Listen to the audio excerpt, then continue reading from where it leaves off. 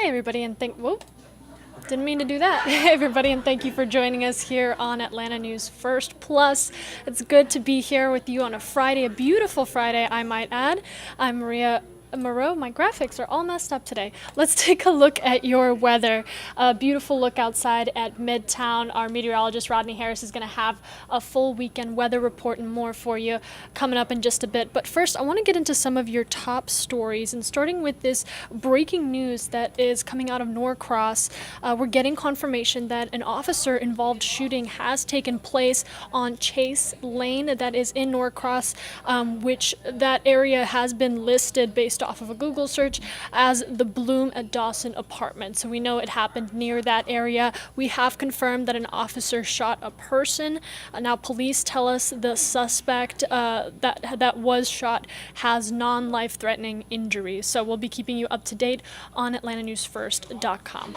All right, getting into some other stories. Do you remember that crane truck that fell through a Publix parking garage? Well, some developments with that. It has finally been removed.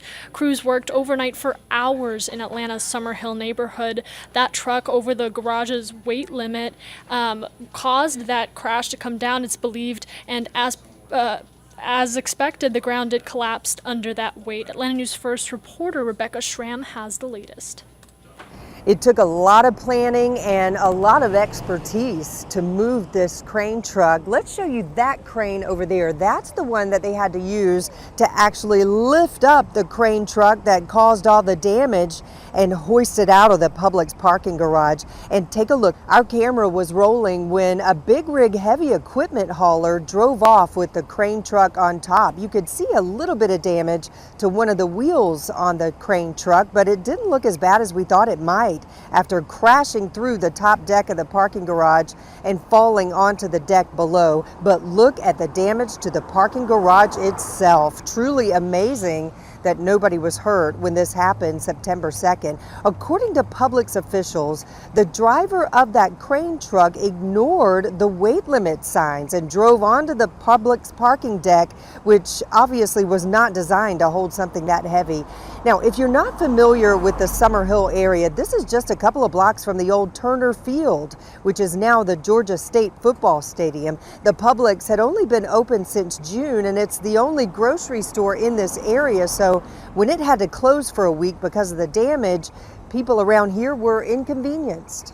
It's really devastating, honestly, because we have no local stores around us right now besides Family Dollar, and that's 10-20 minute walk from here. And in this heat, half of us couldn't make it with bags in our hands. Of course, the store reopened a few days after that, although the damaged portion of the parking garage remains closed. Now comes the task of repairing that portion of the garage. In Atlanta, Rebecca Schramm, Atlanta News First. And I know a lot of people are looking forward to their local Publix being up and running as normal again. So we'll be keeping you updated on that. All right, and as you can see from my graphic down below, all northbound lanes of Athens Highway on A.L. Magnum Road specifically were blocked off this morning after a truck overturned and spilled live and dead chickens onto the pavement. Now that's according to the Hall County Sheriff's Office, who responded to the scene. That road is expected to remain closed as the Sheriff's Office navigates cleanup and tries to assess the investigation. The truck's driver is reportedly also being looked at for injuries, and patrol deputies have been diverting traffic throughout the morning. We will, of course, keep you updated. We have a full article on this on our website, AtlantaNewsFirst.com. All right, and let's talk about a viral moment. You might recognize this video right here of an SUV slamming, and excuse me, my graphic again is not showing up correctly. And let's fix that real quick. All right, correcting that right there. Excuse me for the grammar mistake. So as we talk about a dash camera video making its rounds across social media, a frightening moment on the connector for many that were on the road. That SUV that you see in the far left lane slamming into the car in front of it as it was slowing down, and that sent it flipping across the interstate. Now, thankfully and miraculously, I might add, everyone is expected to be okay, but a very good reminder to pay attention to the roads and your surroundings. All right, so it is Friday. We like to keep things light and in a good mood. A lot of us getting ready for the weekend, and for many, today really started feeling like a weekend because of the Braves. Now, our Braves got a win on the road last night when they were up against the Washington Nationals. Now, that win doesn't really mean anything since the team has already locked up a spot in the postseason, but first baseman Matt Olson still making history with his 53rd home run of the year, and he not only extended his season home run record, he tied the Braves' single-season RBI record. And Braves fans getting a head start on the team's World Series bid with playoff tickets going on sale. Really just moments ago, those tickets went on sale at 10 a.m. It's currently 10:05. You can actually start buying your tickets to cheer on the Braves and support your team as they play postseason at Truist Park. And what better way to take advantage of this wonderful weather than to cheer on the Braves? We have our First Alert meteorologist, Rodney Harris, up here with your weekend weather report. Hey, good morning to you, Maria, and happy Friday, everybody. Our weather here close to home is looking fantastic.